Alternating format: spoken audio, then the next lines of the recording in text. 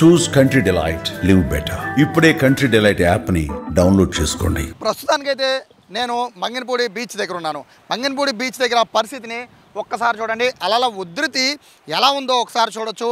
నిన్నటి మీద అలల ఉధృతి పెరిగింది. అలల ఉధృతే కాదు, అలలు హైట్ కూడా చాలా ఎత్తుగా పెరిగాయి. దాదాపుగా మనం చూస్తున్నాం 6 అడుగుల 7 అడుగుల మేర అలలు ఎగిసిపడుతున్నాయి. అంత ఎత్తు మీద ఎగిసిపడుతున్నాయి. సముద్రం కూడా చాలా మేరకి ముందుకు వచ్చిన పరిస్థితి కనబడుతోంది.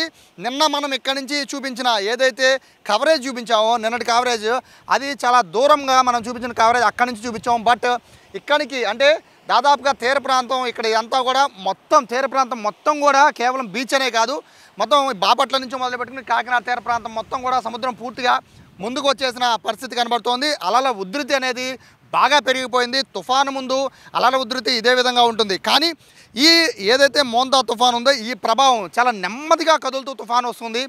దాని ప్రభావం వల్ల అలల ఉధృతి అనేది ఎక్కువ పెరిగిపోతూ ఉంది.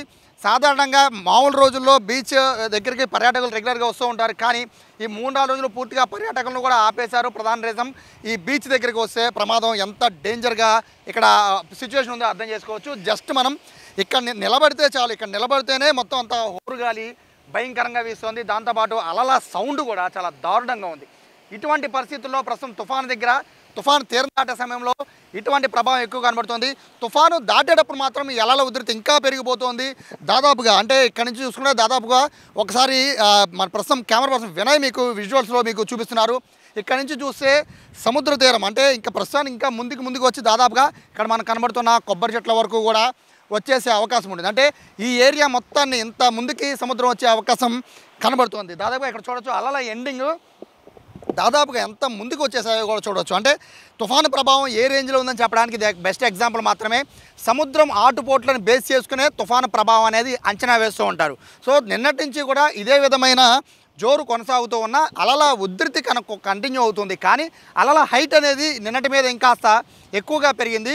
సో తుఫాను తీరం దాటే సమయంలో ఈ ఉధృతి మరింత ఎక్కువ ఉంటుంది. కాబట్టి ముఖ్యంగా తీర ప్రాంతంలో ఉన్న వాళ్ళందరూ కూడా పూర్తిగా అలర్ట్ అవ్వాల్సిన పరిస్థితి కనబడుతోంది. ఇది జనరల్గా ఉండే అతి చిన్న తుఫాన్ అయితే కాదు అన్నట్టుగా భావిస్తున్నారు. చాలా స్లోగా తీరం దాటుతోంది. ప్రస్తుతానికి 250 నుంచి 300 కిలోమీటర్ల దూరంలో కేంద్రీకృతమైంది తుఫాను.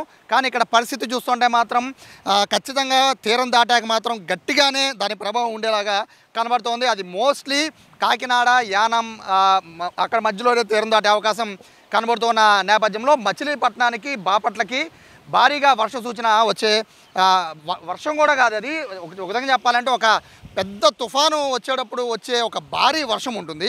ఆ భారీ వర్షం అయితే ఖచ్చితంగా తీర ప్రాంత వాసుల్ని ముంచెత్తే అవకాశం కనబడుతుంది. జాలర్లందరినీ కూడా ఇప్పటికే పూర్తిగా వాళ్ళందరినీ కూడా సముద్రంలోంచి బయటికి తీసుకొచ్చేశారు. జాలర్లే కాదు, పర్యాటక ప్రాంతమైన ఇటు బాపట్ల కానీ, చీరాల కానీ, లేకపోతే ఇప్పుడు మనం చూస్తున్న మంగనపూడి బీచ్ కానీ, తర్వాత ఉప్పాడ, కాకినాడ దగ్గర ఉప్పాడ కానీ, యానం కానీ, ఇటువంటి అన్ని ప్రాంతాల్లో తీర ప్రాంతంలో ఉన్న బీచ్ దగ్గర రిసార్ట్స్ అన్నింటినీ పూర్తిగా క్లోజ్ చేసేశారు. అలాగే పర్యాటకులను కూడా పూర్తిగా ఆపేశారు.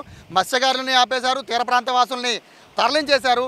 సో ఇక ఫైనల్గా మిగిలింది తీరం దాటే సమయంలో అప్రమత్తత మాత్రమే మిగిలింది. సో తీర ప్రాంతంలో అప్రమత్తతగా ఉండకపోతే మాత్రం ఖచ్చితంగా ప్రమాదం పొంచి ఉండే అవకాశం కనబడుతోంది. కాబట్టి ఎవరిని కూడా బయటికి రావద్దు అని చెప్తున్నారు. దాదాపుగా అంటే 28వ తారీఖు ఈరోజు రాత్రి 8 గంటల నుంచి తెల్లవారుజామున 6 గంటల వరకు కూడా ఏ క్షణమైనా కూడా తుఫాను విరుచుకుపడే అవకాశం ఉంది. కాబట్టి ప్రతి ఒక్కరు కూడా చాలా జాగ్రత్తగా ఉండమని చెప్పి అధికారులు చెప్తున్నారు. ఎన్డీఆర్ఎఫ్, ఎస్డీఆర్ఎఫ్ బృందాలు కూడా ఇప్పటికే మచిలీపట్నంకి చేరుకున్నాయి. దాంతోపాటు కలెక్టరేట్లో కంట్రోల్ రూమ్ ఏర్పాటు చేశారు. నెంబర్లు కూడా ఇచ్చారు. ప్రతి ఒక్కరు కూడా అలర్ట్గా ఉండమని చెప్తున్నారు. ఇప్పటికే విద్యుత్ స్తంభాలు లేదా చెట్లు ఇవన్నీ కూడా విరిగిపడే అవకాశం ఉండడంతో వాటిపైన కూడా జాగ్రత్తగా ఉండమని చెప్తున్నారు. పాతేళ్లలో నుంచి మోస్ట్లీ బయటకు వచ్చి సురక్షిత ప్రాంతాలకు వెళ్ళిపోమంటున్నారు. ఒకవేళ సురక్షిత ప్రాంతాలకు వెళ్ళాలనుకుంటే ప్రభుత్వాన్ని తెలియజేస్తే వాళ్ళే తీసుకెళ్తామని కూడా చెప్తున్న నేపథ్యంలో ప్రభుత్వం అయితే అన్ని రకాల ఏర్పాట్లను చేసింది. ఎవరినో కూడా భయపడదని చెప్తుంది. ఇంట్లో నుంచి మాత్రం బయటకు రావద్దు అని చెప్తుంది. మోంతా తుఫాను తీరం దాటే సమయం ఆసన్నమైంది. కాబట్టి ఒక 24 గంటల నుంచి 30 గంటల దాకా మనం కనుక జాగ్రత్తగా ఉంటే మాత్రం తుఫాను ప్రభావం నుంచి బయటపడినట్టుగానే భావించాలి. కెమెరా పర్సన్ వినయ్తో సాయి, సుమన్ టీవీ, మచిలీపట్నం, మంగనపూడి బీచ్ నుంచి.